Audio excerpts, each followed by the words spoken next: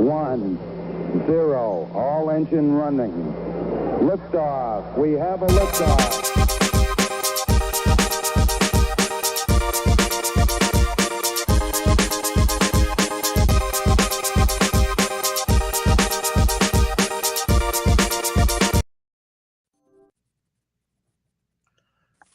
What's going on, people? What's going on? This is Wake Up 502 After Dark. This is your boy, Raashaan Myers, the acclaimed host of Wake Up 502, coming to you every Saturday morning, 9 to 11 a.m., 96.1 FM, 1450 a.m., Big X Sports Radio. So excited to be joined, as always, by the man wearing the Manual Crimson's t shirt. Mr. H to the Izzo himself, the architect, Haven Harrington. Haven, how are you doing tonight, brother? Man, what's going on, Rocky? I'm doing great, man. I'm having a great day. Can't wait to chop it up about a little Cardinal football. Maybe talk about some college football playoffs conspiracy theory and ACC Big 12 hate. All sorts of shenanigans going on. I like it. I like it. Absolutely. And I was going to say, I would say I am excited to be joining the people and talking, but I don't know if I'm necessarily excited to talk about what we got to talk about in terms of Louisville football. Like, it's like maybe I need to rephrase that or, you I know, mean, it, it is what it is. This is something we talked about this for weeks on end. We said the losses were going to come. We knew they were coming. We just didn't know when, where, how, but we knew they were coming. You yeah. know the way this team is mistake prone. They can't get out on ways. They constantly shoot themselves in the foot with penalties and turnovers. They can't trust Miller Moss. So you knew all that was going to come together for a loss, and it just had to be two losses in a row. Yeah, I mean, you're absolutely right. It's tough. It's a tough situation to be in, Haven Harrington. Louisville football had an opportunity um, for something special. You look back 2 weeks ago, first college football playoff ranking came out. University of Louisville was sitting at 15 and ready to make an assault on the college football playoff and really put themselves into a driver's seat to be able to not only make the playoff, but make it even as an at large. I think that they were in a good position to make that happen. And, you have what's happened over the last couple of weeks, the tough overtime loss to California, and then the loss that we're about to talk about, the 2019 defeat to Clemson. And, it's one of those things where I hate that the tone that we set in the discussions that we had like came to fruition. But It was too you know, obvious. yeah, I mean, it was just too obvious. You could just see it coming a mile away. But this team, where they're 7-3, they're 10 games into the season, and they still haven't played a complete game yet. They yeah, barely played a complete half of football where the offense, defense, and special teams are all clicking. They barely played like a complete half of football this entire season. But this has been them literally since game one. Like yeah, literally since game one. They've been exactly the same team. And in fact, honestly, I'm like, if we really honestly look at it, the fact that they're 7-3 is almost amazing.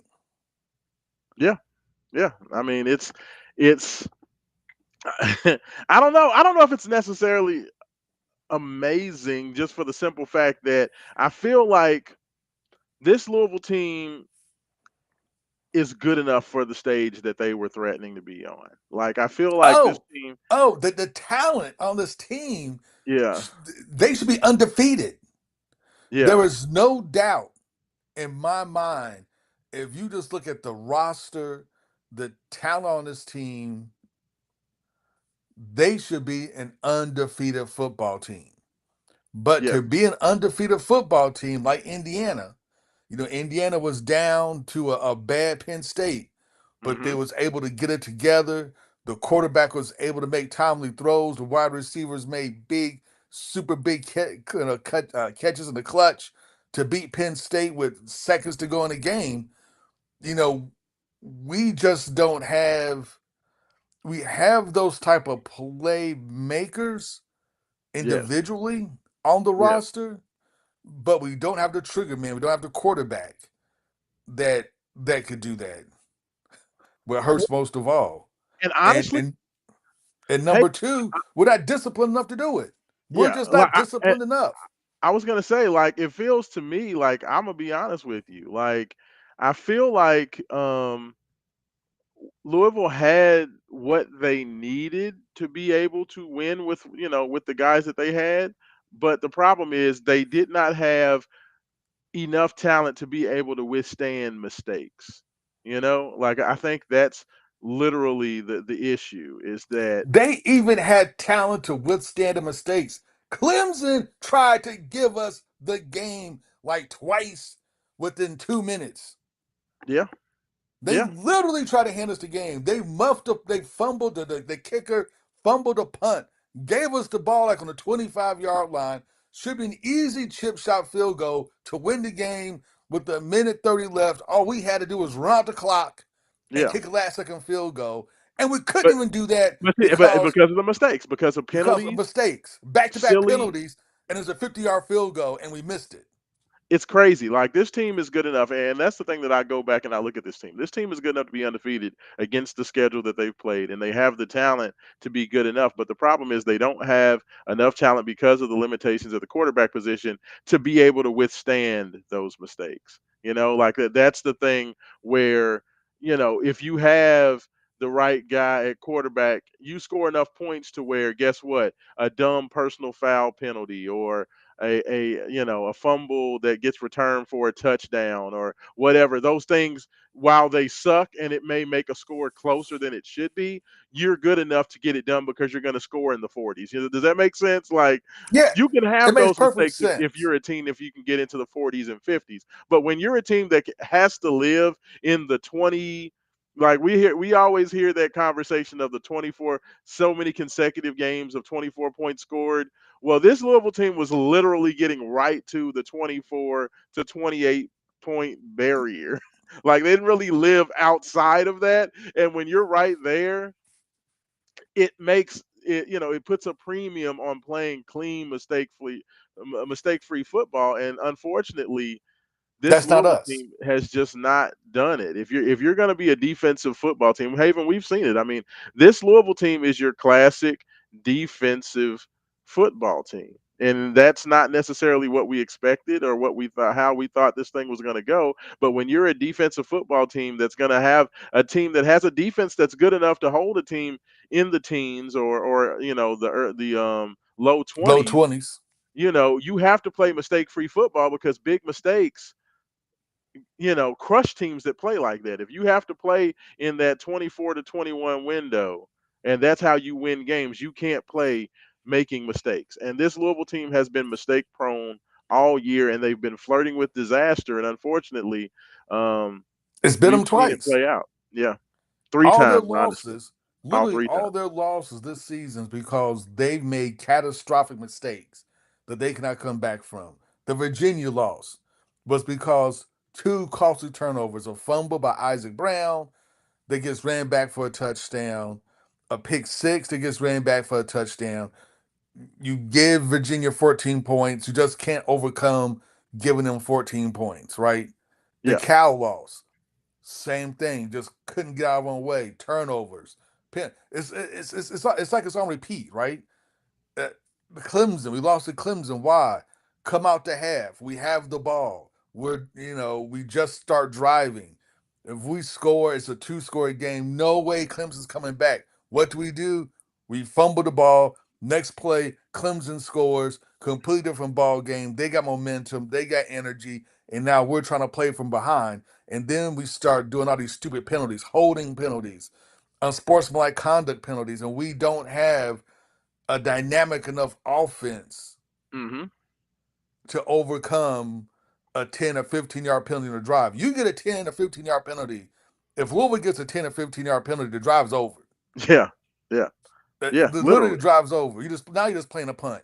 Louisville has basically become a team, and like I said, it really feels like Miller Moss is. And we talked about this on Saturday. It feels like Miller Moss is worse now than he was earlier in the year. Now, Louisville still used to have a semblance of some, explosives here and there, but because teams have understood how to scout him, now It's over. he can't do anything. I mean, But you know what's funny though? Like I don't really feel like Miller Moss had a bad game on Saturday. I mean, you look at his numbers: 19 of 27, 212 yards, no touchdowns, no interceptions, 136.3 quarterback rating. Like he was solid, but the problem is because Jeff Brom understands the limitations of his quarterback. Like it feels like Louisville's offense is playing with one hand tied behind his back the and whole that's game. this. Like you're playing to his to what he can't do. Right, you're playing his limitations. Yeah, And like if you look at his yards per completion, he's averaging 5 yards per completion. that's Where crazy. Plummer, Plummer before him He and was Shuff are 12, right? averaging 8 yards Yeah, okay. Per of, per completion or per attempt? Per uh, attempt. per attempt. Okay. Yeah, yeah, yeah. Yeah. Yeah, excuse me, per attempt. But it was averaging like 8 yards per attempt. He's down to five Yeah. because anything else, and teams know like even if you can't get pressure on them, if you take away those quick crossing routes, you take away the quick slants, and then try to pack the box against the run game, you got us. And we're still running the ball. Like, even with them packing the box, we're still Every running the ball. yes. The But running game Jeff, has ended up being what we expected it to be coming into the season, has turned yeah, into that.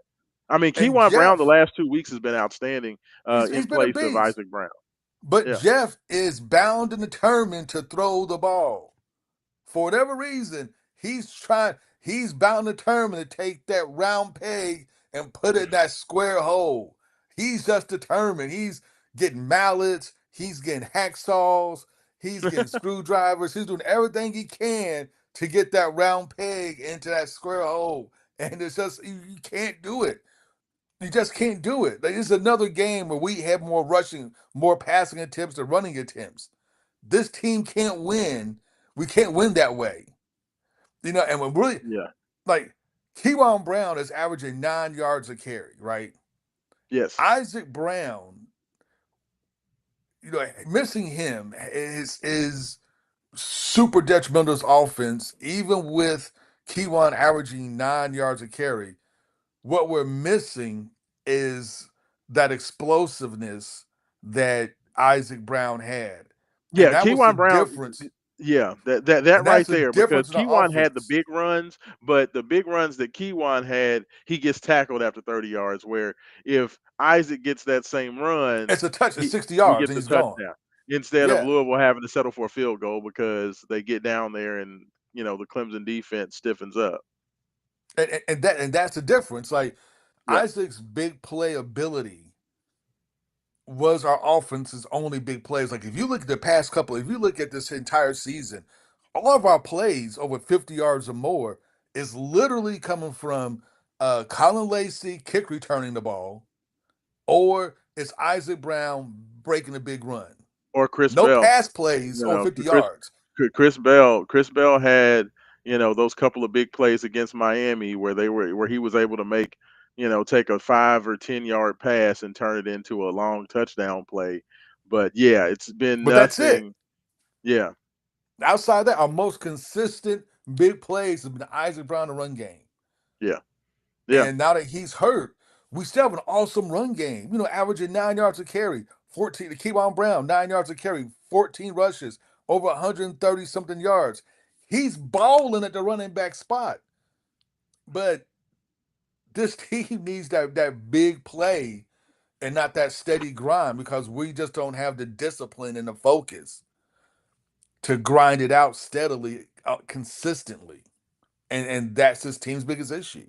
yeah. This You Clemson know, game, this Clemson game last Friday reminded me a lot of the Stanford game last year, to where Louisville was doing enough to be able to kind of keep pace and to keep a little bit of a lead, but they could never put Clemson away. and you just had all of these dumb, unsportsmanlike penalties and dumb penalties of frustration, and it just continued to bite us. Last year it was Tayon Holloway doing something dumb that ended up putting Stanford into field goal range and to win the Stanford game. hitting the kick to win the game. And this one, Louisville has the ball in a position to score, and the offensive lineman freaking gets a personal foul penalty for pushing a Clemson defender. Like, it's just this Louisville team and Haven. I don't even know, because my thing is this. I'm like, okay, how do you guard against what they're doing? But Louisville this year, more than probably any I've ever seen, they have had their fumbles, they have had their interceptions, and they have had their dumb penalties in the least opportune. Like, it always happened at a big moment. You know what I mean? Like this year, Yeah, especially, in the Miami game, even though Louisville won the game, the fact that Louisville had a chance to put Miami away,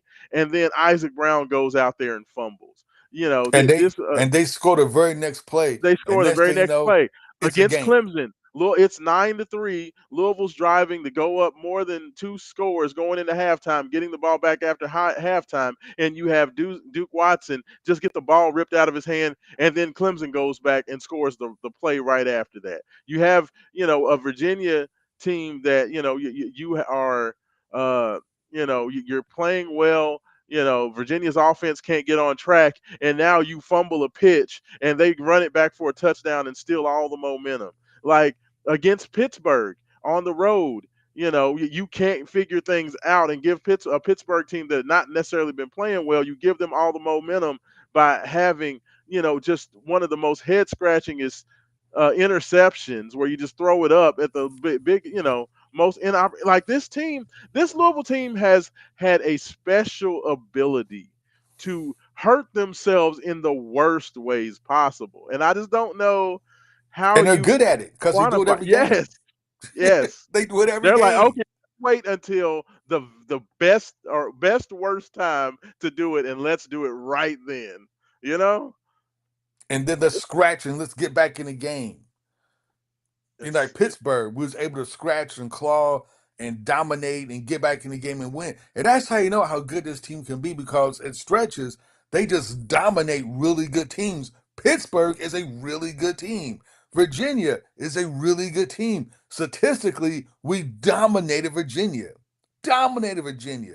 But we still lost in overtime. We took the game to overtime, even though we spotted them 14 points. Haven, the media members and people that came to cover all three of those games for Virginia, California, and Clemson all left that game feeling as if they stole money because they knew good and damn well they shouldn't have won that game. All three of them. Like, Of I've course. I've had games during a season where that's happened once, where something weird and fluky happens, and the other team is just so shocked and surprised that they're just giddy walking out because they knew that they shouldn't have won, but they did it. That's happened all three times this year. Like, literally happened three You times. know, I've and never seen it happen more than once in the season. so going forward, there's two games left in the season. This Hmm. weekend we play SMU, and then the week after that we play Kentucky. I said this on Twitter, and I'm gonna say it here. Right after we lost, I said this on Twitter, and I'm Hmm. gonna say this here. Only thing left for Louisville this season is not the bowl games. Nobody cares about bowl games anymore. If you don't make the playoffs, you don't make the conference championship game, then you're just wasting your time. Yes. Only thing left on this schedule now is to beat UK. That's it. That's all you have to look forward to is Well, I beating mean, UK. let me ask you this: does salvaging a 9-3 regular season, does that still? I mean, 9-3 is still a high It's watermark for a Louisville season. You know what? It used to be a high water mark for Louisville season. It's like Okay. we need, and I think a lot of Louisville fans have done this. We've adjusted our expectations now. Now it's ACC championship. Like we need to be in a hunt every year, coming down to the last game for an ACC championship bid. Yeah. Every year, there's no excuse why we should not be. And maybe I'm just thinking too highly of Louisville, or maybe I'm not thinking highly enough to ACC. But either way, we should be in the hunt for the ACC championship game every year, and it should come down to like the last week or 2 weeks of the season. like Yeah. every year. This year we was in the hunt until we lost to Cal. It all went away, and then losing to Clemson destroyed any playoff or anything else hopes we may have had. So yeah, we may end the season 9-3. We may beat SMU and UK, but for many U of L fans, and I can't argue with them, the season still seems like a bust Yeah. because of the way you lost those 3 games. It'd be different if we just lost straight up to Virginia. If we didn't Hmm. turn the ball over 2 times, give them two, and then give them 2 scores, and their offense could move the ball, and we struggled, and they just beat us. All right, you know what? Cool. It'd be different if it was a straight up beat down by Clemson, and Clemson just beat us like just beat us like a drum. It didn't Yeah. happen. We beat ourselves. All 3 of these games, we beat ourselves, and that's why every Louisville fan's gonna look at this as a wasted season. Yeah. And it's funny because coming into the year, the expectations preseason for most of it, and I actually fussed about it, was the fact that everybody was pretty much saying 8-4, 9-3. But what happened is, and the problem that Jeff Brom is going to have is the fact that Louisville came out and played well enough to where everybody's expectations went up. Like to me, if these wins would have been and losses would have been kind of just gradually throughout the season, I think everybody would be okay because this is just about where they thought it was going to be. But because of how it happened, you get to 7-1 and you're in the driver's seat for the college football playoff and the ACC championship game. To get to that height, everybody you got, and a lot like how Louisville, at the worst times would turn the ball over. This season, Louisville waited to get everybody's expectations up here just to God, completely throw that shit in the trash. it's just You know what I horrible. mean? And It's you lose and so I predicted Louisville to go 9-3, but it wasn't because of yeah, talent or anything else. I predicted to go 9-3 because I was like they're going to lose to the worst team on the schedule because yeah, that's what Jeff Brom does. yeah, He'll beat one of the best teams, but I thought Clemson was going to be better than what they were, so I predicted the loss to Clemson.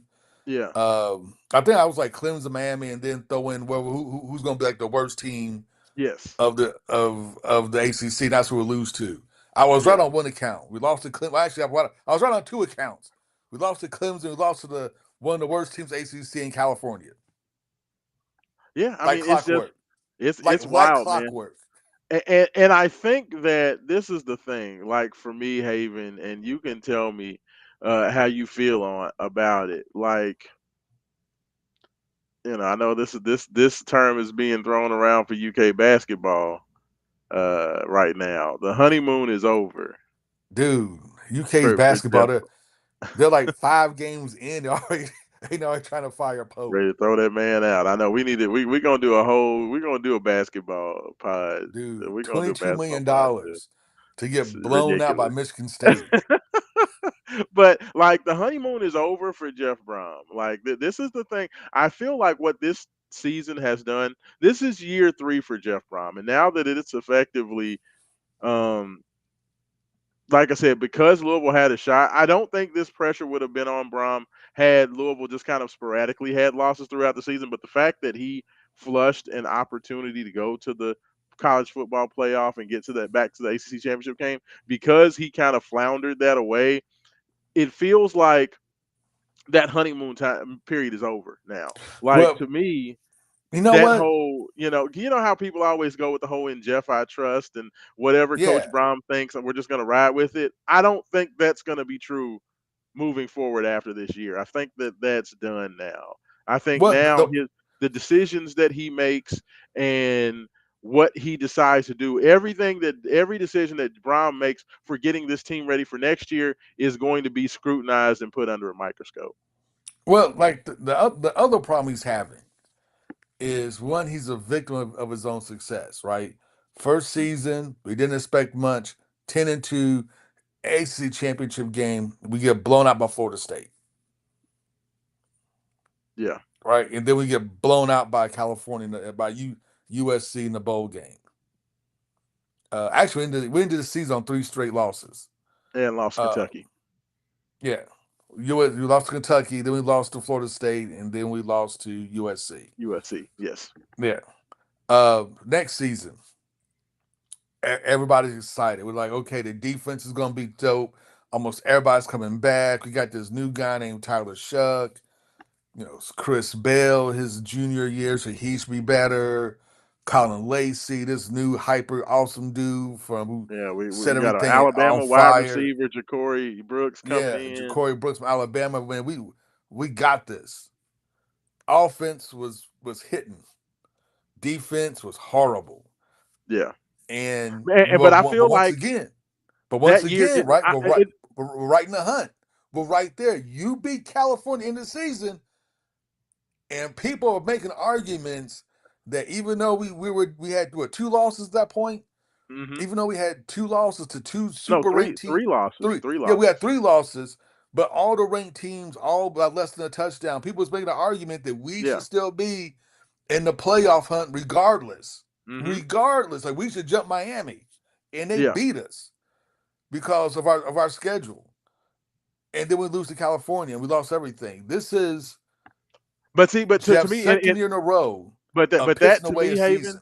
But Yeah. I don't think, in my personal opinion, I don't think anybody held year two over Brom because the defense was so bad. Like to Well, me, no, it felt like well, Jeff got see, a pass on that. well, he kind of got a pass, but the problem is that once again we were in that conversation and should have been in the playoffs Yeah, by but I beating mean, the. when your defense is so horrible, dude, like they don't look at Brom. The defense ain't Brom's baby. So like to No, me, it felt like it's all of not that his fell. baby. You're right. All You're of that right. fell on English last year. To Yeah. me, like they didn't really If blame Jeff for that. no, but here's the thing though, right? It fell on English, but the problem was this season has now propped up a narrative that started last season, which is can Brom get over the hump and get us there? Oh yeah, no, no, I totally agree with you. I'm like that's what I'm saying. Like And it this felt like season is just adding last fuel to year that was a fire. it felt like last year was more of a mulligan because it was like, okay, Jeff, um last year if you would have changed your, English turned into English ended up being the crappy uh the crappy hire that we all thought he was. So we're not going to put that on you, but you need to change defensive coordinators. Like to me, that was the whole talking point of year two. It was like you finally got the offense figured out. You had Tyler Shuck, but you need to figure out what's going on with the defense because you have everything else. And I mean, I tend to agree with that because the defense did give up the most points that Stanford scored by about two of the, think 17 points. They scored 17 points more against Louisville than they had any Anybody other else? Power Five team Yeah. that Yeah, year. it So, was like to it me, like was year two was like, okay, you just get the unexcusable. defense figured out, you're good. But the problem is this year, year three, is exactly like year one, where your offense, your side of the ball, what you're known for, has let down a team that was good enough to go to the playoff or good enough to win an ACC championship. So now because that's happened, two of the three, like let's be honest, Haven, the defensive side of the ball has been the better side of the ball since Jeff Brom got hired. Yeah, Like, 2 out of 3 yes, the years. defense was bad year two, but guess what? Years one and year three, defense was what carried this program. Yeah. So, now that's why I said like that's why I feel like the honeymoon's over is because Brom has seemed to have flubbed it up. Like you could excuse away year one because okay, Jeff's just now getting here. He makes the decision to go get Jack Plummer because he has familiarity. He wants to bring in somebody that knows the system. Like, you know what I mean? Like everything that Yeah. first year you can explain away. Jeff made the decision to go get Miller Moss, even though there's nobody that I remember at that time that thought that Miller Moss was the dude that Jeff should have went and got. Like there was nobody who was like, "Oh wow, this is a great pull." All they said was, "Okay, this is the dude Jeff wants. We're just going to give him the benefit of the doubt because look at what he did with Tyler Shuck." That was kind of the way it was. Yeah. That I was mean the way Tyler it was Shutt looking. and Jack Plummer is still in the NFL. Yeah, yeah. Like, and I feel like all of that kind of like, okay, whatever Jeff says is gone.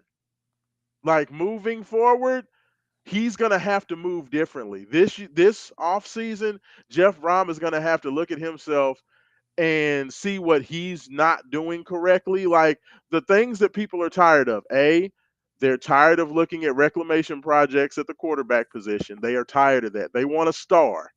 Either whether that star come from within the program and the quarterbacks that Louisville's recruited, or you go out in the transfer portal and you get one of the best two or three best quarterbacks in the transfer portal. They want to start quarterback. They are tired of all of the um, end of clock and end of half timing issues. They are well past tired. That's been bad all 3 years of Yeah. understanding when to use timeouts, understanding, how you manage the clock properly at the end of halves and end of game. People are tired of that, and people are tired of losing to teams that they should not lose, that Louisville should not lose to. Like those are the And, three, and because of those three things, everything that Jeff Brom does to get this Louisville program ready for the 26th season is going to be under scrutiny. and it's going to be interesting. But I will say this: if we can find a way to play nothing but top 15 teams every week, we'll be undefeated because Jeff would get up for big games. Like if we can find a way to play like Miami, Alabama, Georgia, like all back to back to back to back to back to back to back, you're probably undefeated. Yeah. And you know what's Now, crazy? Louisville still has one of the best records, in terms of teams in the college football playoff ranking in terms of wins. I think they're like 3-1, or they're either 3-1 or 2-1. I think they know that. I think they have 3 wins. They have 3 wins against teams in the CFP top 25, and there's only like 4 other teams in the top yeah, 25 that because have like the other 73 teams that are ranked above us, like Missouri, has 0 wins against top 25 teams. We have like that. Yeah. two. Yeah, it's crazy.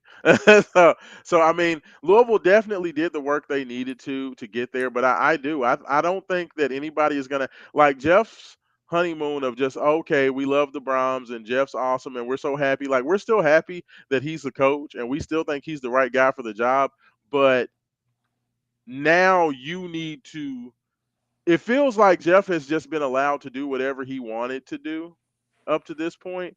Now, if he doesn't go out there and feel like he's putting his best, like it can be seen, and I understand it, Haven. It can be seen as if Jeff Brom has been playing games at the quarterback position, feeling like I'm good enough Well, to where I can just bring in anybody. You know what I I mean? I think what Jeff's going to have to do is that he's going to have to now evolve as a head coach, Yeah, and one of those ways we have to evolve.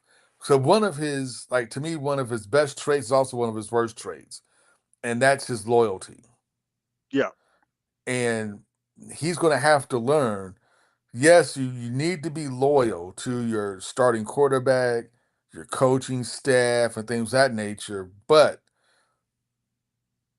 when the writing is obvious and it's on the wall, you got to pull that trigger. That's one of the things I admire most about Nick Saban. yeah, Nick Saban's in a championship game. Jalen Hurts gets you all the way to the championship game. He's struggling the first half. Saban has no problem, and the game's still close. yeah, No, the game was still close with Alabama and Georgia. But what happens? At halftime, he pulls Jalen Hurts, puts the true freshman in two, and is like, "Hey, let's go." He yeah, says, "It's not his day." Jalen, I love Jalen Hurts, but it's not his day. To it, let's go. Let's run it yeah. back. Alabama wins national championship. Yeah, like the way Jeff's moving right now, he's moving like an 8-4, 9-3 coach.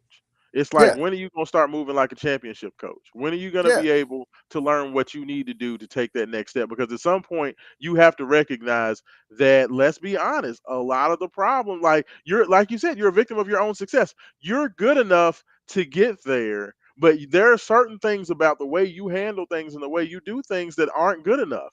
And that's gonna be the question. Is he going to make the changes that he needs to in himself and the way in some of the ways he's making decisions to take that next step? I mean, And that's the that's what I question. have to see. We saw Bobby Trino when he was here the first go round. He had Mike Gilhammer as his defensive coordinator. We have a pretty good season. We play um, Miami of Ohio and Ben Roethlisberger in a bowl game. and Ben Roethlisberger just blows us up. Yeah, Gilhammer's gone at the end of the season. yeah, Then he brings in Mike Cassidy. Mike Cassidy comes in from Illinois. Defense is much better, but still not where it needs to be. We're still getting up too many points. What does he do? Kevin Wolfhauser now becomes your third down. He was the defense. Kevin Wolfhauser was a defensive line coach. He now becomes the, I think, third and fourth down defensive play calling against Mike Cassidy, first and second down. Next thing yeah. you know, we're balling. Yeah, yeah. I mean, you gotta, I mean, you have to be shrewd. Like, and I agree with you. Like that stubbornness to, to be loyal to a fault, and to just, it feels like a lot of times whatever, like this Miller Moss thing, we've seen this thing coming for a while, and rather, it feels like we've seen this dude has not pulled the trigger. He has not allowed another quarterback to play a snap outside of, okay, we're blowing somebody out. I'm gonna be cute and put 7 quarterbacks in 10 plays at the end of a game. You know what I mean? Like outside of that type of situation, a quarterback besides the guy that he ordained as the starter has not played a meaningful rep since he's been the head coach. except for Deuce, who came in Miami game Well, just to but run that the was a ball. gadget play. Like that was a gadget Yeah. play. He came in for a gadget. Yes, you'll put in him. You'll put in Conley year one to run the Conley package. Like that's not getting reps as, I'm going to make a change to see if we can, if somebody else could get this offense started or get this team started. And considering that the quarterbacks have been bad 2 of the 3 years he's been there, the fact that Jeff has been that dedicated to his starter, that's just, you're not, once again, you're not moving like a coach that's trying to win a championship. You're not moving like a coach that's, like these people said, it's like you're willing to bench, Cooper Ranvier after a missed kick on a bad snap that, was down late and he had to rush the kick to get it off, and he just barely missed it wide left, and you bench him, but you've been watching Miller Moss put this bullshit up week in and week out, and he just gets to stay out there. Like, It makes no sense. are you trying to win or are you trying to be right? You know what I mean? Like, that's the question. It's like I love Jeff, and I think he's a great coach, and I think he's the perfect coach for the University of Louisville.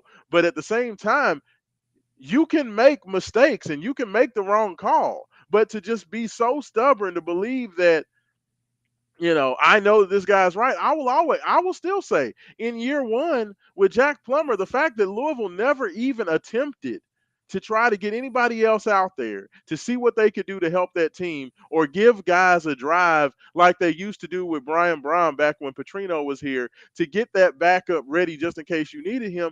That's been the biggest fallacy of the Brown tenure so far, is the fact that he's not done anything to secure the most important position in his offense and in his football teams.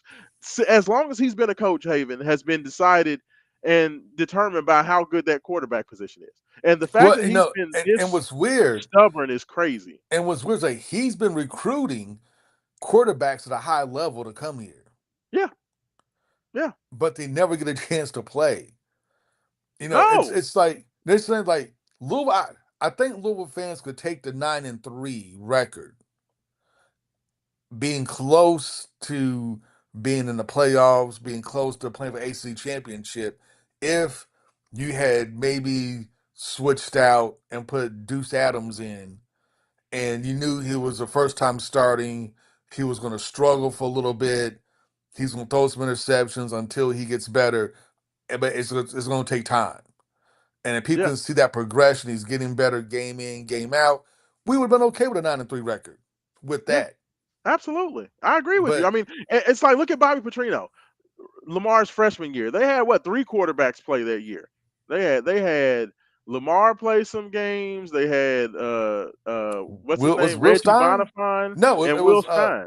it wasn't Will Stein. It was what's that Was guy? it Began with a B. I want to say Bolton or Bolin? uh Brock not Brock Bolin, Kyle Bolin? yeah, little short Was guy, it Cal Kyle Bolin. Bolin? Yeah. Yeah. But like Bobby was gonna get figure out because he recognized the talent of the Lamar, and the year before Lamar got there, Reggie Bonifant had been the guy, so he gave him some snaps. But he was gonna continue to rotate guys until he figured out what was gonna be best to get his offense working optimal. You know what I mean? But like Jeff, and I know Jeff is his own man. He's not Bobby Petrino, but it always felt like Bobby was moving in a means of I'm gonna at least figure out what's going to give my offense the best chance to be successful. And it doesn't feel like Jeff Brom has done that. It's like I just want to be right to say that this is the dude, and all we heard was, well, Jeff knows better. He sees these guys in practice, so none of these guys must be better than Plummer. None of these guys must be better than Moss. But it's like, but we know that we see the limitations of everything that Louisville can't even have. You can't even run the Jeff Brom offense with Miller Moss. So when you can't even run your offense, what's the point? You know what I I mean, mean? Like, well, what's the point? honestly, it's What are like I we said. doing? Now the season's over. Technically, it's not over because still got 2 games left, but there's Yeah, nothing left to play for. yeah. If we're being honest, there's nothing left to play for because we know in the bowl game what's going to happen. Half the team that may be draft eligible, they're not going to play in a bowl game. Mhm. So you're going to be in a bowl game pretty much with backups. I mean, like to me, I'm gonna be honest with you, Haven. I looked at Sagapolatele, the quarterback for California, true freshman. Took some lumps early in the year, but he came in. By the time he got to Louisville, he was way better than Miller Moss and lit our ass up like a Christmas tree. I think about if you give Deuce Adams the reps. If you give Deuce Adams two drives in the second quarter of every game since week 1, and let him get ready.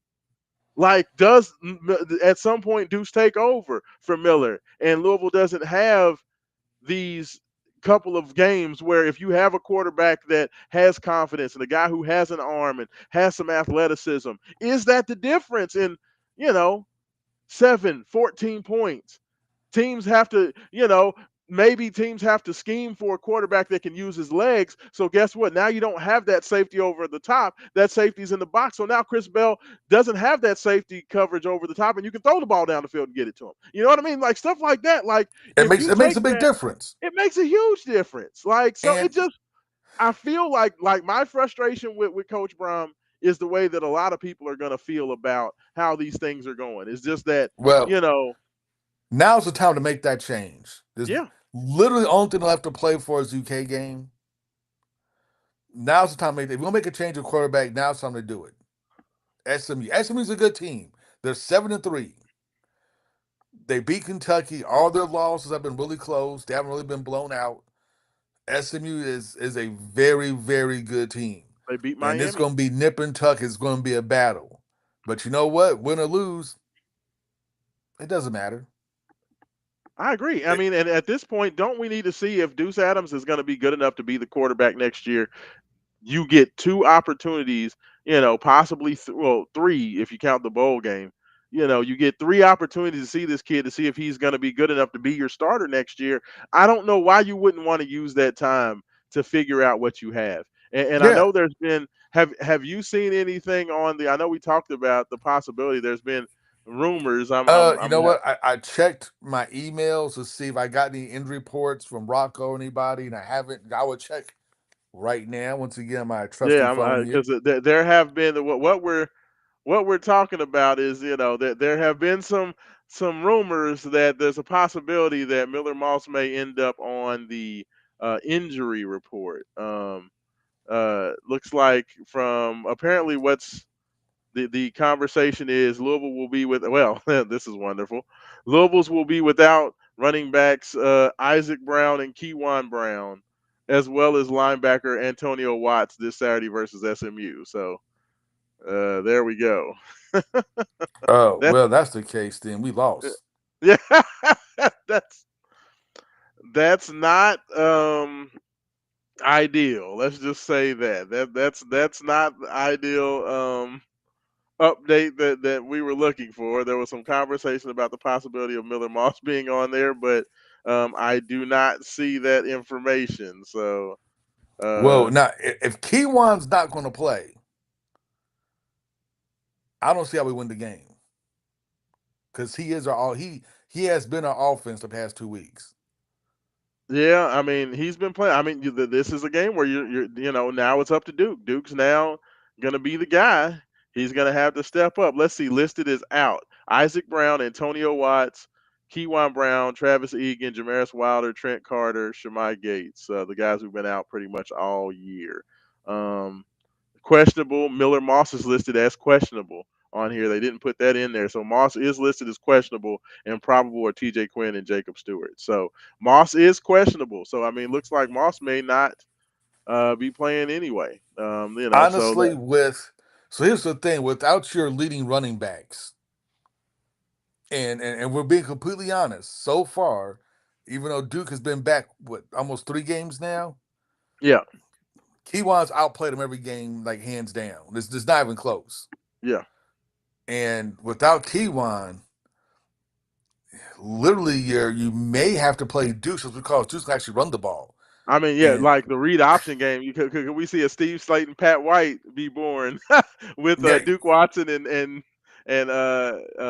Deuce Deuce Adams, yeah. Adams. You may I mean you may have to because I mean losing Keywan is huge. That's that's big. Yeah, yeah. So that's where we're at there. Well, Haven, before we talked a lot about the Clemson game. I don't think that needs necessarily a lot of analysis. We talked about basically what happened. I mean, Clemson is still a talented team, but even with that, Louisville proved to be the better team throughout the game. But those bonehead penalties, pulling your kicker at the end, Brown making the decision to go to Nick Keller instead of letting Cooper Ranvier kick the final kick, um, was an all-time kind of overthinking it moment. You're just overthinking it, man. Like I know you're nervous. Brom, that's the other thing about Coach Brom. He definitely does not seem to make good decisions under pressure. Like the high stress moments of games or high stress moments, it feels like he sometimes makes panic decisions. Do you ever notice that with some of the If it, it feels that way, especially like so to me it's always been like Miami, he was ready. He had called perfect timeouts, great time management in the game, flawless time management in the Miami game. But it seems like big game Brom versus little game Brom. It's almost like he doesn't really respect like the bad teams on the schedule. So he's almost kind of going through the motions rather than like really focusing. And I think that's some of the issue. I think he just looking at teams like Cal and how bad Clemson has been. It's just like, you know what? We got this. I'm gonna save up everything for the UK game. We're good until we're not good. And then it's like, oh yeah. shit. Yeah, yeah, yeah, yeah. I mean, it just I don't know the better way to quantify it, but it seems like he gets into these moments, and it almost seems like he makes some decisions out of just being exasperated or overly emotional, or he just doesn't work well under those stressful times all the time. Like it feels like he makes some very rash decisions in those moments, and that's something else that he's going to have to work on and get better, because you have to be able to be decisive and be cool under pressure, and like a lot of these decisions, it just does not feel like that's happening. But I mean, that does add a level, with Miller Moss being listed as questionable, and now you're only two guys that have, I mean, heck, we might see Colin Lacey a running back, real talk, like that might be the dude who's I at mean, we running have a back. couple of games this season. Yeah, yeah. I mean, like that might be the move, but it's definitely going to be interesting. But the other interesting thing, of course, is letting everybody know who are that boy's good player of the game or player of the week was for last week versus Clemson. Um, Very happy to have this guy out there, to have him get it. Absolutely outstanding. Let's go ahead and bring him up there. There he is. Congratulations, Stanquan Clark. His first game back, coming off of, what was it, a broken ankle? A broken. Yeah, Oh, he had a lower leg injury, but yeah, it was. I think they it was said, like a. I believe it was a broke I some think it was sort like of a yeah, I think it was a fracture. broken ankle. An ankle fracture that put him on the shelf for 6 to 8 weeks. Stanquan, we kept hearing murmurs of him possibly coming back. He comes back, and in his very first game back, Haven Harrington tied for the team lead in tackles, gets 7 tackles, 3 of those being solo, 1.5 tackles for loss, which also led the team. Stanquan looked like he had not missed a beat. Dude was all over the place. He was excellent in coverage. He was getting into the backfield, making things uncomfortable for Cade Klubnik. To be able to come back and to play at that level against the team that, we can talk about Clemson and, necessarily them not having a great season, but they still have a lot of great players. They still have a lot of great athletes. So for Stanquan to be able to come back and play at that level, I mean, that's very impressive. Like, I don't know what That's you think. awesome. I You mean, he know, hasn't played all year. He wasn't expected to come back. Honestly, like we were hearing, he was going to come back almost to the bowl game. yeah, So to come back against Clemson, a team that we can't stand, a team that we just want to beat so badly because we've only beat them once in our history last year, and for him to come back, for him to come back, have a great game, lead the team in tackles is amazing. yeah, no. So congratulations, Stan Kwan. You definitely earned that boy's good player of the week honors. Brought to you by Wake Up 502. Super, super impressed with him.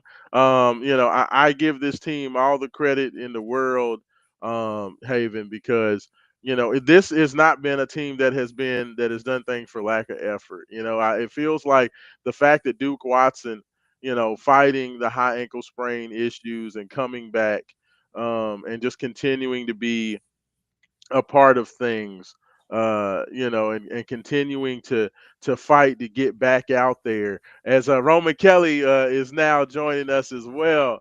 Roman, how What? are you doing? Can you hear us? Okay. Yes, no, maybe I don't know. I don't know if you can hear us, Haven Harrison. It looks like a hostage video. The moment, like it he's does. just It trying to does. It give us looks some like. demands. Can you hear me? Roman Kelly, how are you doing, man? Yes, we can Yeah, hear we you. can hear Can you you just hear us? fine. Oh, I'm not Can haven't you hear finished us? Okay. unpacking. Haven't finished unpacking here. I got boxes in the way. I'm doing great, I fellas. can see got his Jordans over there in the corner. Haven Harrington said it looks like that they're about to give the ransom demands or kill the Americans. Are you about to tell us your demands? Yep. It's like I take responsibility for the attacks. I had to make sure I had it all set up right in here. It's No, not. you're Oh yeah. good. You're good. So Roman Kelly, we just announced the that boy's good player of the week. We gave that to Stanquan Clark, coming back off the injury. Leading the team in tackles, leading the team in tackles for losses after his ankle fracture. To be able to come back and play at that level against the Clemson team that still has NFL prospects all over it. I mean, what did you just think of him and the effort he was able to put out there? He played hard. I mean, he looked like he came in, and if you didn't had watched a game all year long, you would have not known that was his first game back, which is on Yeah, that kind of an injury is kind of crazy to me. I think that's just kind of the overall sense that I got from him in the game. Secondly, I felt like he did a great job in coverage, which, that's one thing I felt like even if you're good at it, not having played games can be you're out there kind of like, wait a minute, what is this? What is this? What am I seeing? It's your first time out there in a while. So he didn't seem like he missed a beat, if I'm being honest. There was a couple moments in some run plays where he clearly wasn't in full game shape yet, just later in the game, like he yeah. clearly hadn't played football in some weeks. You could tell end of plays, trying his hardest. He looked like he was huffing and puffing a bit. But outside of that, I think he played an amazing game for what the circumstances were, what the defense was being asked of out there. Yeah. Yeah, no, I mean, I love the fact that he's back. I mean, that Louisville defense did a great job of, keeping Clemson in check. I mean, honestly, once again, the defense basically just cut the water off of the opposition. Like it's one of those things where you take it for granted, but week in and week out, man, Ron English and this defense has come out and put their best foot forward. When you look at Clev Lubin and Wesley Bailey and Stanquan now and TJ Quinn, nothing about the way that this season has been written is going to shine negatively on that defense. In my personal opinion, y'all, I give the defense an A to an A plus for what they were able to do this year, regardless of how it ends. Like in my personal opinion. Yeah, they've pretty much already earned that through this point in the season. Time and time again this season, we had to ask on them to give our offense a chance. Please, Yeah. again, give our offense another chance again. Give our offense another chance again. 3 or 4 times within the same game, within the same second half of close football play. It's a different level of defending when it's close game, intense ACC play. Every snap matters more than anything.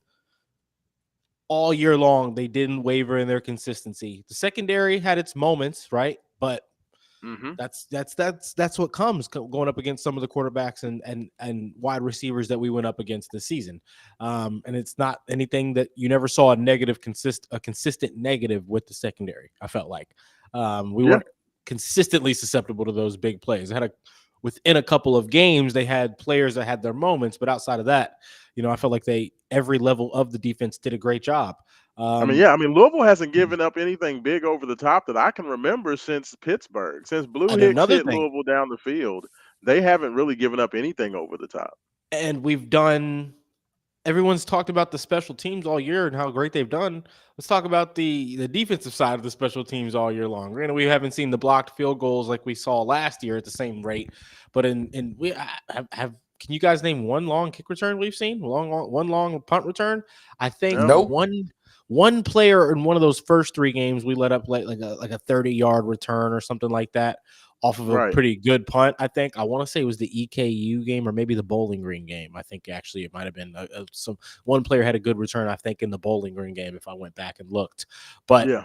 um, defense on every end has done their part this season, right? Yeah. And it sucks because last year was the opposite. Our defense wasn't giving that offense that same level of play, and this year our offense hasn't given the defense that same level of play in it. It's unfortunate.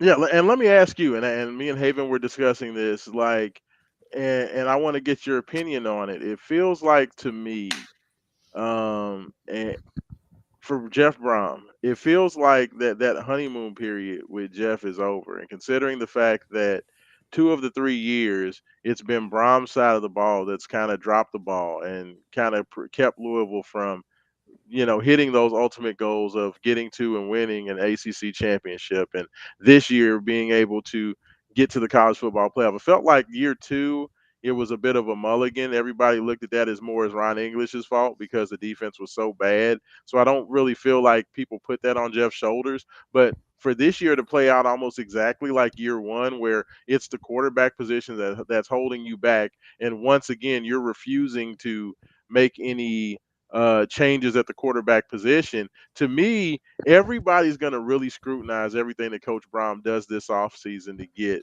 Louisville ready for the 26th season. They've You already know? started scrutinizing things from this past offseason. It's already started. It's Yeah. already started. It was like, wait a minute, why wasn't this addressed? Wait a minute, you did this with your quarterback. Wait a minute, what was going on with the? I mean, you can never predict what you had happen in the running back room when you look at the year long aspect. The fact they consistently were banged up. We Yeah. didn't get a healthy Keywan, healthy Isaac, and healthy Duke for an entire game. It felt like all year long, which is that's we couldn't predict that. But Hmm. looking at the offensive line, you heard the things that we talked about in the beginning of the year. What did you guys do in the offensive line? What was the portal decisions in the offensive line?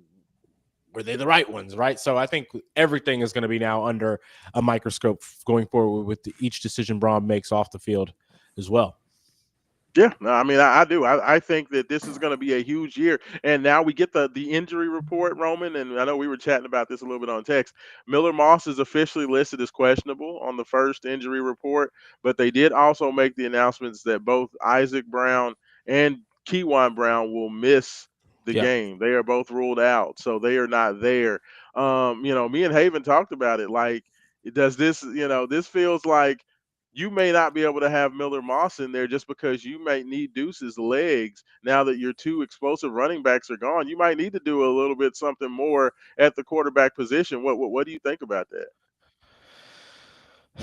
I think it's too little, too late. What I think, I think obviously we've seen flashes in the 3 years now of him being creative with the quarterback spot when he's had to. Right? Didn't Plummer went wildcat a couple times? Didn't he? I want to say As slow as he was, yes, they ran him on some they interesting put him little out wide quarter, and did some direct quarterback snap reads stuff and and some try to make it yeah. seem like he was going to be whatever. You bring Connolly in for that short yardage stuff as well.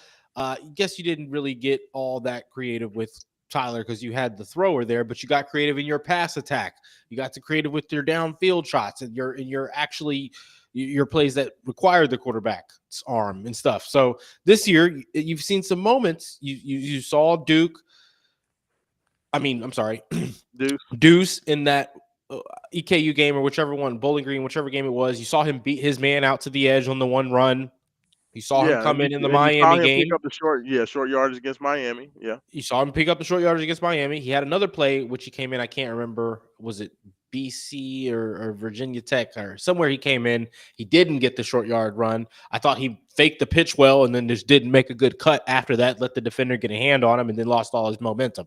Yeah, that was Overall, I Virginia Tech. still feel like he made a good decision in that moment, even though you're not always fully prepared to make that decision, even though if you don't, even knowing Because that's you what never you're going get to do. time on the field, Roman. Exactly. If you never You play, can't read the defender's lunge to you because you don't ever get a chance to really have a defender lunge at you because your damn coach won't play you.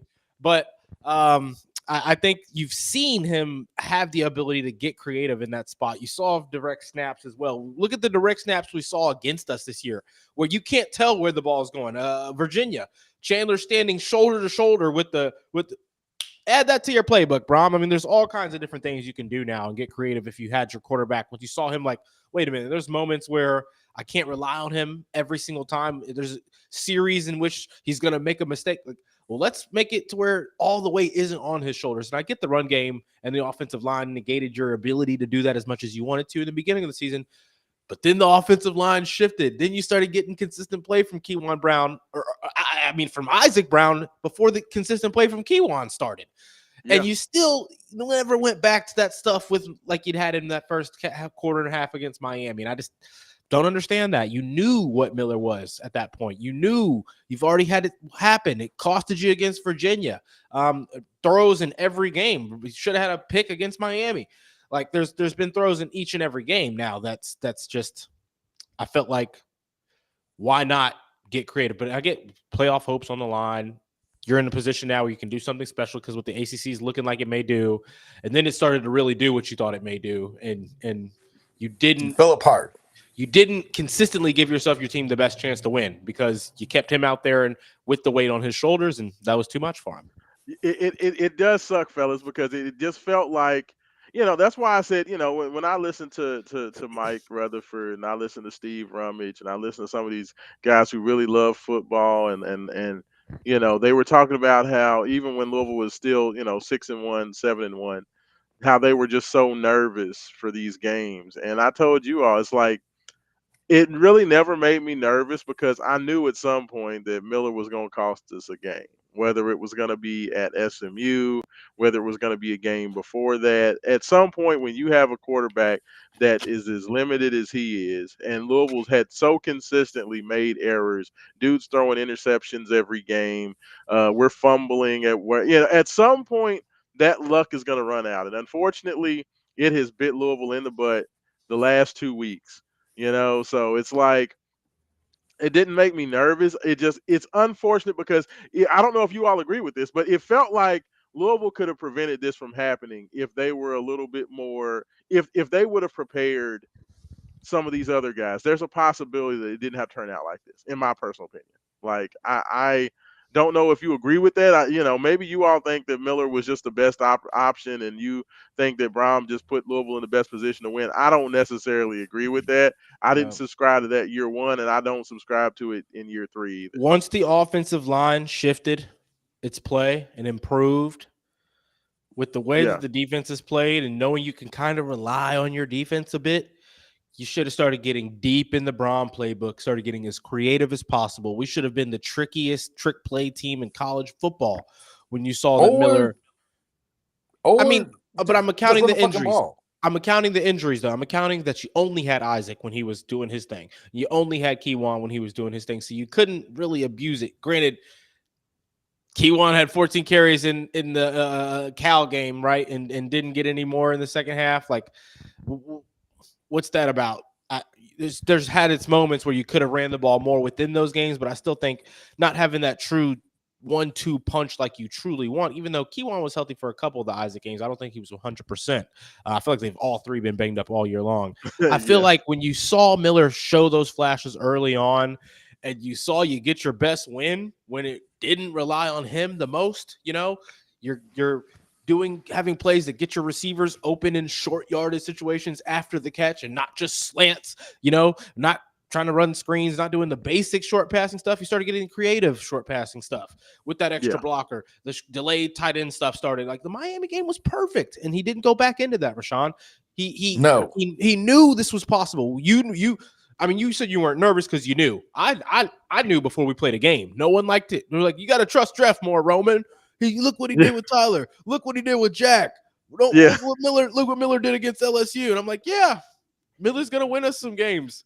He's going to lose us some games too. Yes. He's going to throw them thangs in critical moments. And it hasn't been thangs in critical moments other than, Virginia, but it's been getting sacked when he doesn't need to get sacked. I was going to say, like, to me, it's been other stuff. Well, that's what I was going to say. Like, he guys are wide open. He doesn't carry himself with the confidence that he did earlier in the year. Like, dude is going out there and playing quarterback with zero confidence. He's bailing on passes early. He's not standing strong in the pocket. When he does run, it looks like he's running not to get hurt and trying to not get hit. We're running on first down, not getting anything. Throwing on second down, he's missing his man, and then it's a penalty on third down. Now it's 3rd and 20, and we throw a 4-yard in route to somebody, So it's not always even been his fault in terms of like the 3 and outs and stuff because of penalties. But I just don't think as much as him in those moments. If you don't have a confident quarterback, Roman, and you don't have a guy who's commanding the offense and being the leader, it doesn't feel like Miller Moss is the leader of the Louisville offense. You know what I mean? Like, but he can't be. That's the problem. He can't be because it's obvious to everybody in America that we're coaching around his limitations. And anytime you have to coach around your quarterback's limitations, it just zaps all confidence from everybody on offense. He doesn't even feel like a confident dude when he comes into the now. Granted, I understand it's after a loss, but the last 2 times he's coming into his media availability, fellas, when I've been in there, like, dude is just, well, we just have this stuff, and then you hear him talking about the culture. We got to get better at this. We got to. This is flashbacks from USC for him. Got to get better. This is flashbacks from USC. You just lost your opportunity at a college football playoff appearance because you got to get better. He just does not he does not feel like a leader to me. Like, he's smart. I think he could possibly be a coach down the road, maybe. But, like, he just does not carry himself like, I don't believe that he feels like he's going to win games. Like, even at the beginning of games, it doesn't feel like he believes he's going to win. So, here's the problem, right?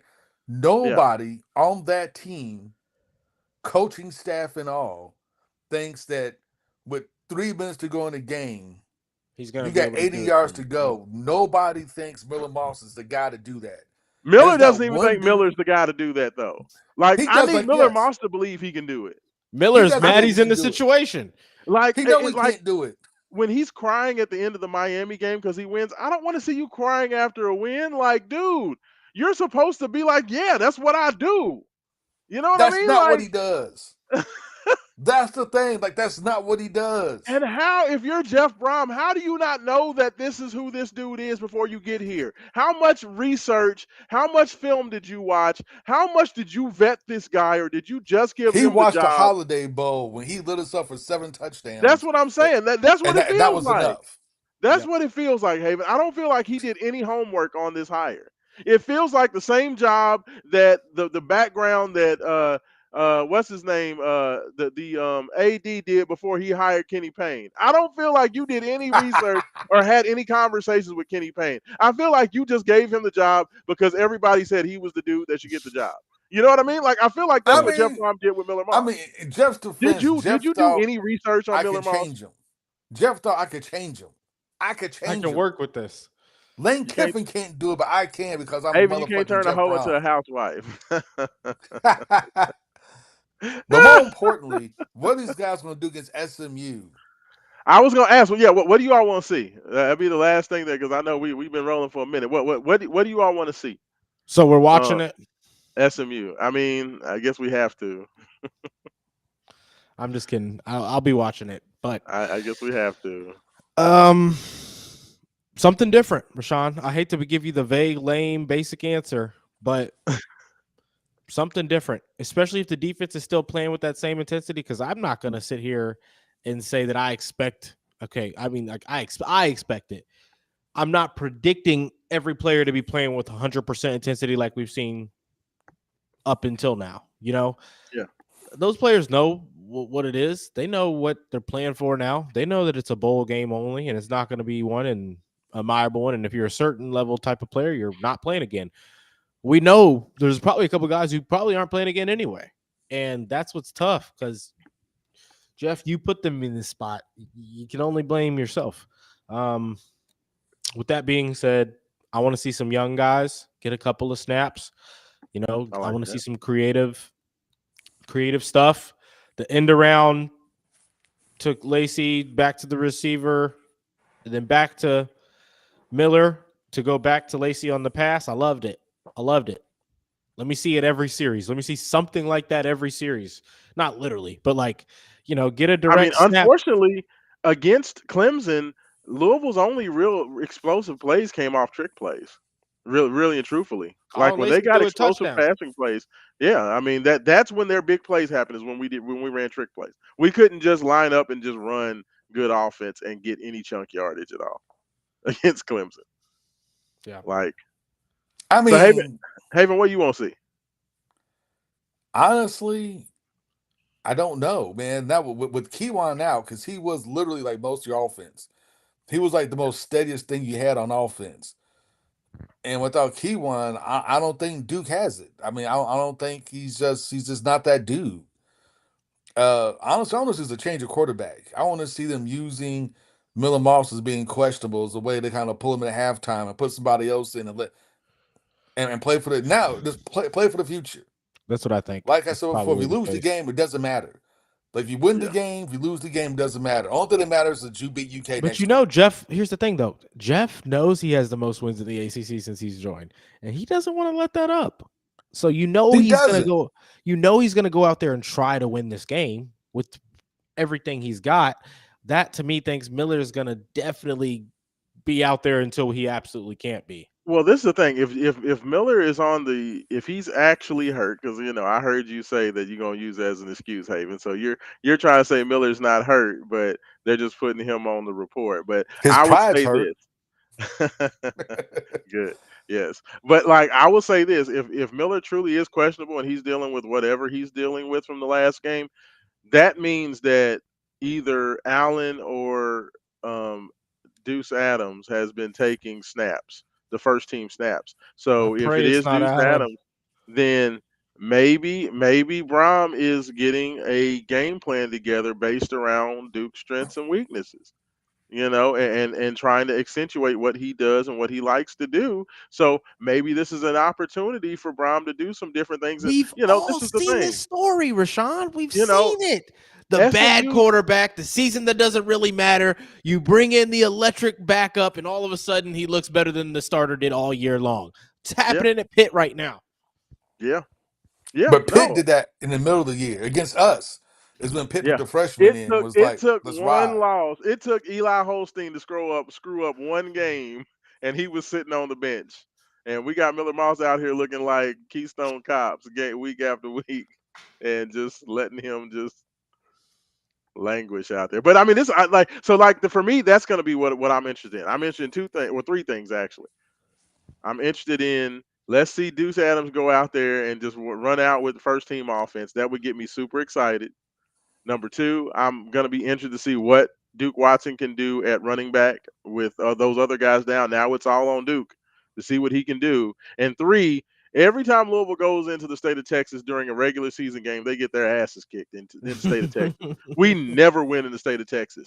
I would love to end that trend. And I think that SMU, they do not have an explosive offense. Miami's defense did a great job against them. They just kept screwing up and kept making mistakes and allowed SMU in there. So I think Louisville's defense can go out there and do a good job, but the question is, can they put up enough points to win? So I mean, it's still some interesting things, especially if we get to see Deuce Adams go out there and Just beat UK.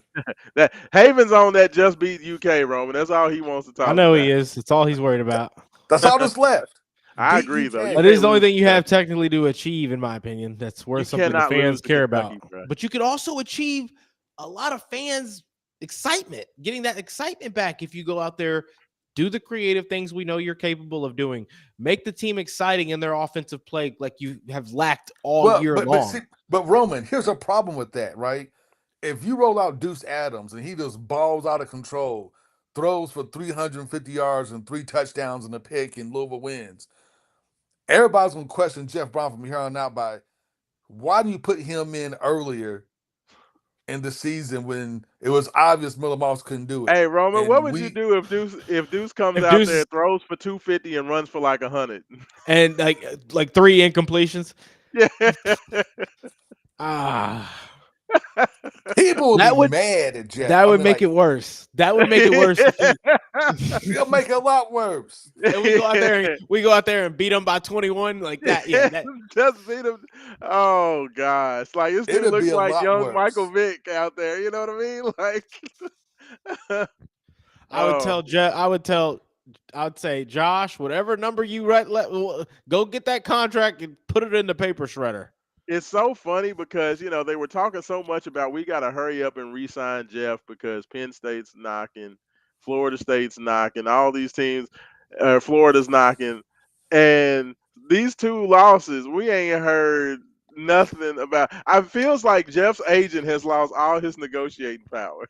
Now it's like, hey, do you still want to give us a new contract? Josh Hurd's like, look here, bruh, I'll call you. Like, I'll get back with you.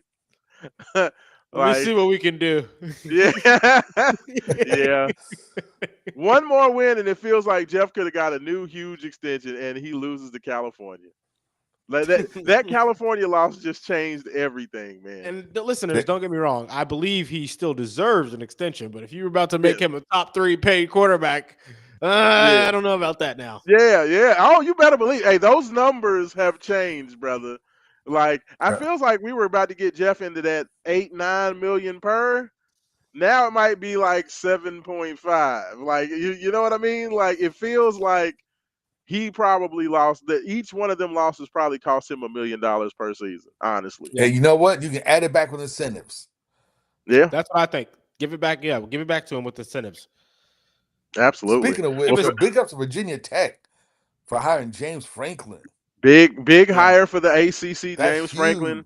Huge. Yeah, that's big. I'm glad Louisville got their Virginia Tech this year, and now we ain't got to see him again for another 12 years because I think Franklin that's perfect. That's a perfect landing spot for him. So we don't have to deal with him for at least a few years. So, good to go. But fellas, thank you so much. I know we've been going. Thanks to everybody who's been watching us and watching online. I know the football season has definitely turned for the worse, but hey, we only get to do this a couple more times. We got 2 more That Boy Good Player of the Week trophies to give out over these last 2 games. So super excited.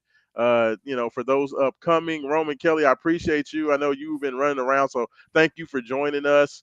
Of course. And hopping on there. Haven, Appreciate you as always. I do want to give a shout out to Feet First Orthotics. They are an exciting new partner of ours. I want to let everybody know. Let me go ahead and give them a shout out. We've been having conversations with Chris Cannon, the owner over there. Chris has been awesome in all the things that he's been doing. We're going to start doing a lot of different things with him. He did want us to let everybody know Feet First Store in Jeffersonville is helping Kentuckiana move better, feel better every day. If you're dealing with plantar fasciitis, knee pain, back pain, or you spend all day on your feet at work, they have you covered. Their personally fitted orthotic system is designed to improve balance, alignment, and overall comfort. Athletes can see better stability and performance, and everyday workers get the relief that they need to keep going. Schedule your appointment by calling 812-725-0208 or visit feetfirststore.com to book online. You can find the Feet First Store at 2781 Jefferson Center Way in Jeffersonville, Indiana. So definitely make sure you check them out. Tell them that you heard about them on Wake Up 502 or Wake Up 502 After Dark. And like we like to end every show, without struggle. Hey, there is no